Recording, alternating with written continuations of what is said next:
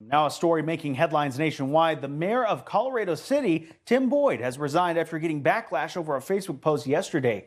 In that post, he wrote, "It is, quote, not the local government's responsibility to support you during trying times like this," end quote.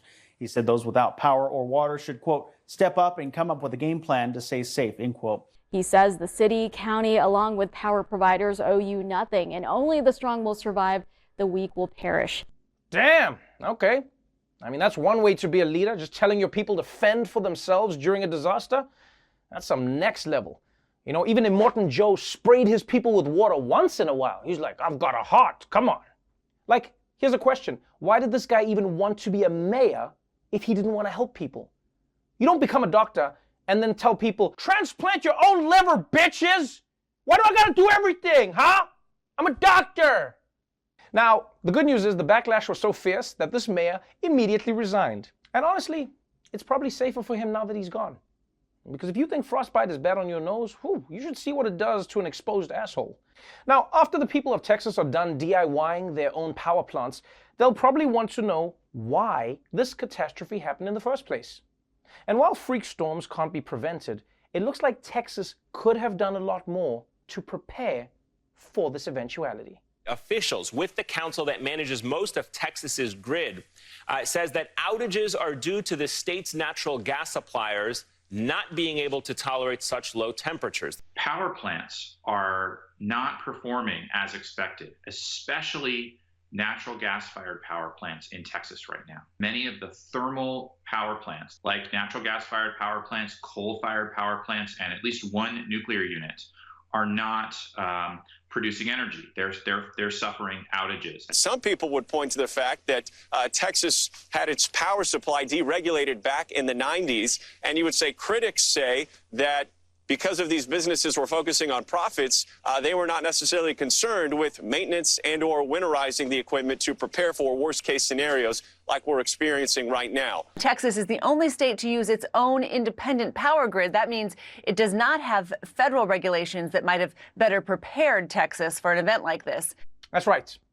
The main reason Texas has plunged into darkness is that its natural gas industry has been crippled by this storm.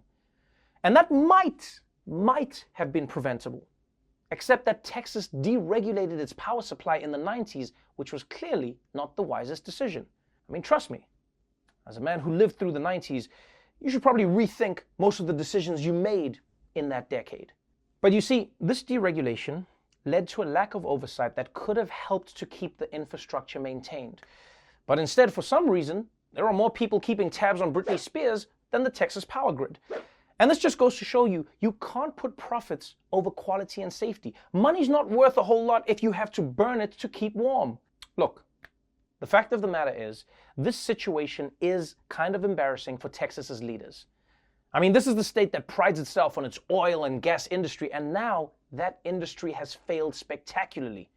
This would be like Jason Momoa needing help opening a pickle jar, which is probably why state officials and their allies on cable news are working so hard to blame someone else. The blackouts that are in Texas are being made worse by the failure of wind turbines, many freezing in the icy weather, cutting output in half. And it's raising questions about the Lone Star State's increasing reliance on renewable energy. Energy-producing wind turbines are freezing, not working. The windmills failed, like the silly fashion accessories they are, and people in Texas died.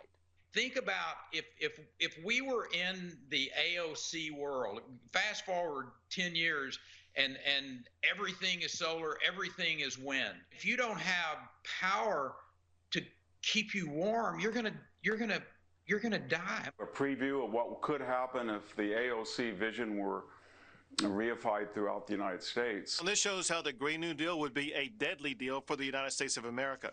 Okay, this is f***ing insane.